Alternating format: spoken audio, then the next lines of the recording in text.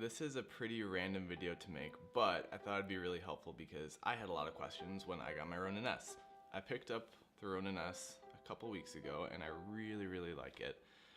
But one of the things I was disappointed with was the fact that out of the box, aside from the IR sensor cable thing, there wasn't a direct way to link up my 60 Mark II with the Ronin-S. It did the stabilizing, all that stuff, great, but I really was hoping to at least be able to use the start, stop, record button, not necessarily even the focus wheel. So I pre-ordered this little ditty from B&H, and it is a DJI branded multi-camera control cable, and it's the mini USB, which fits the port inside the 60 Mark II. I pre-ordered it just knowing that maybe one day this could happen. And it's funny because all of the Q&A on B&H was, will this work for the start, stop, record function in the 60 Mark II?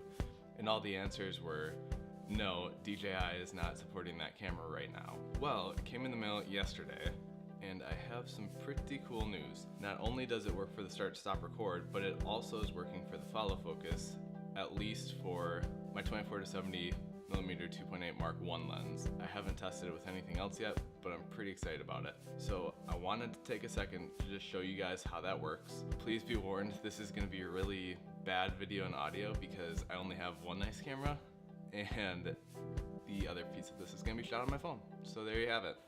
One sec.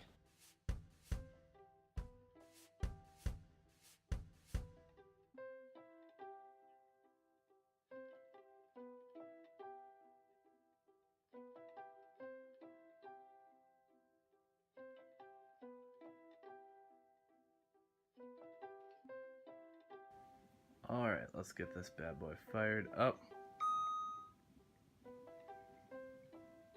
So the first thing that happens when I turn on the 60 Mark II is it's going to recognize that there's a device controlling it. So it says press start stop button to prepare for movie shooting. Perfect. I'll go ahead and frame up my shot a little bit better here. And so a couple things. First of all, your lens needs to be in manual focus for this to work. But if I start using this focus wheel, you'll notice the change between those very busy deck designs.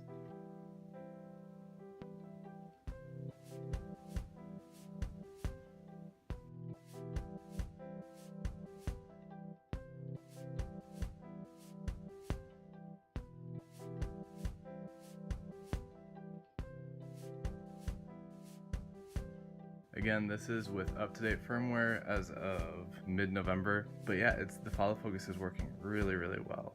And the other thing is, if I hit the start stop button down here, you'll see it starts recording up there.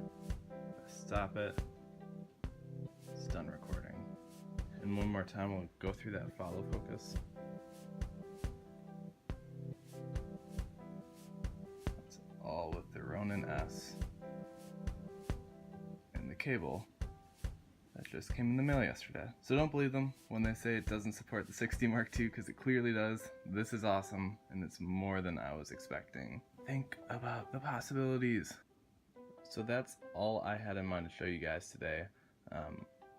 If you feel so inclined or you enjoyed the video, definitely like and or subscribe. I'm going to be putting together more content around the Ronin-S, but I just want to make sure I have a full understanding of what it's capable of before putting out more content. One other thing that I noticed that bears mentioning is there's a little button on the focus wheel, and I'm not sure exactly what that button does. It's right next to that green light. I'm not sure how well you can see it, but one thing I noticed is when I click and hold that button, it changes the direction that I turn the wheel to push focus out and pull focus in. So that's one quick tip I have for the time being, but there's a lot more to explore here with this, and we'll get into that next time. Thanks.